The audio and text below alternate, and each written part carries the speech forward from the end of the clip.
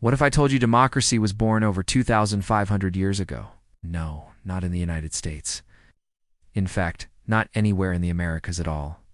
The birthplace of democracy is ancient Athens. But before democracy, Athens was like most states in the ancient world. It was ruled by a small group of aristocrats, and the land was owned by a handful of really powerful elites. But starting around 500 BCE, a series of leaders enacted reforms that would change Athens forever.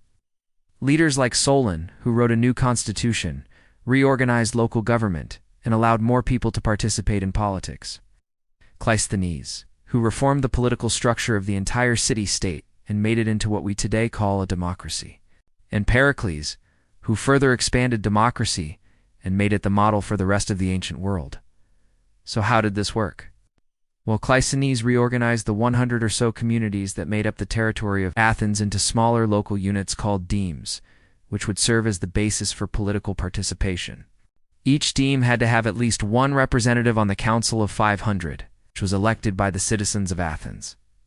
And because Athens was a city-state, its citizens were all adult males, who were free, and of course white. Women, slaves, and foreigners were not included. Now, Athenian democracy is often called the world's first, but really it was just one kind of democracy. There were other types elsewhere in the ancient world, but what made Athenian democracy so significant was that it gave ordinary citizens the power to participate directly in politics, to vote on laws, and to debate and decide important issues that affected their lives. Of course, by today's standards, Athenian democracy was imperfect. It didn't include women, slaves, or foreigners. But for its time, it was revolutionary.